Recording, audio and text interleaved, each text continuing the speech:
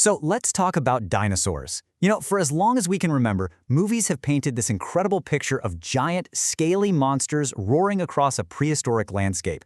But what if I told you that almost everything you think you know is wrong? Today, we're going to pull back the curtain and bust the myths to get to the real story. Okay, let's just jump right in. I want you to look at this picture. It's a classic, right?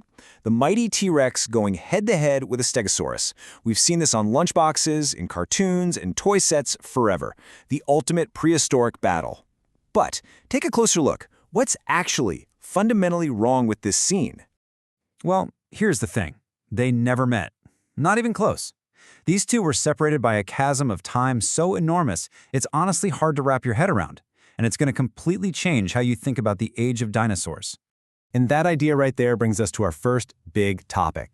A huge chunk of our dino knowledge comes straight from Hollywood. So let's get into it and tackle some of the biggest movie myths head on. You all remember that scene, right? The T-Rex is right there, and the only way to survive is to stand perfectly still because its vision is based on movement. It's one of the most terrifying moments in cinema history, and it's completely made up. The reality? T-Rex had incredible eyesight.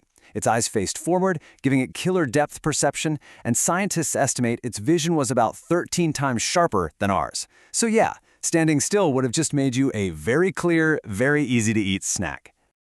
And what about the other huge Hollywood idea? The one the entire franchise is built on? Could we really find a mosquito trapped in ancient amber and use the dino blood in its belly to bring them all back? As cool as that sounds, it's pure science fiction. Look, DNA is an incredibly complex molecule, but it's also really fragile. It starts breaking down almost immediately after death. Even in the absolute best-case scenario, perfectly preserved, no oxygen, no water, scientists figure it would be totally useless and unreadable after a couple of million years. The dinosaurs died out 66 million years ago, so sorry to say the math just isn't there. Okay, so Hollywood took some liberties. We get it. But the myths go way deeper than just cloning and eyesight. Our entire mental picture of what a dinosaur even looks like has been going through this massive, massive change. For well over a century, if you went to a museum, you saw dinosaurs mounted like this, standing bolt upright, dragging their tails behind them like some kind of giant lizard.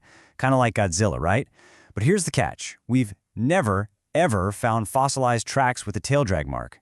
We now know they held their bodies much more horizontally, with a stiff tail sticking straight out behind them. That tail wasn't just for show. It was a high-tech counterbalance that gave them incredible balance and agility. And this is one of the biggest discoveries in modern paleontology, the feather revolution. Seriously, get that image of a scaly reptilian monster out of your head. We now have solid fossil proof from more than 50 different species that shows they had feathers. And not just one kind. We're talking everything from simple, fuzzy down to complex flight feathers just like a modern bird. And get this. By studying fossilized pigment cells, we know they weren't just boring green or gray. They had wild colors and complex patterns, probably for camouflage or to attract a mate. Here's a quick one that flew under the radar for a long time. For decades, artists would draw those huge, long-necked dinosaurs, the sauropods, with their nostrils way up on top of their heads. They saw the big nasal opening in the skull and just assumed it was like a built-in snorkel. But nope. More recent analysis shows the fleshy nostrils were right down at the tip of the snout, where they are on pretty much every other animal. So we're getting a better picture of what they looked like. But how did they act? What was their life like?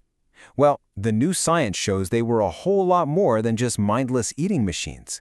They had surprisingly complex social lives and abilities. Everyone loves to make fun of the T-Rex's tiny little arms, right? But tiny is a very relative term. Sure, they were short compared to its massive body, but they were absolutely shredded with muscle. Biomechanical models estimate that a T-Rex could bicep curl over 400 pounds with each arm. So far from useless, they were probably used for grappling with struggling prey up close. Speaking of prey, for a while there was this big debate. Was T-Rex a terrifying hunter or just a glorified vulture, too big and slow to catch anything? Well, the evidence is in. We've actually found Triceratops fossils with healed T-Rex bite marks on them. Think about that. Healed marks. That's the smoking gun. It means a T-Rex attacked this animal, but it managed to get away. That's proof of active hunting, not just cleaning up leftovers. And the idea of dinosaurs as cold-blooded, uncaring parents? Also wrong. That whole image of them just laying some eggs and walking away was completely shattered by the discovery of a dinosaur called Maiasaura. Its name literally means good mother lizard, and for good reason.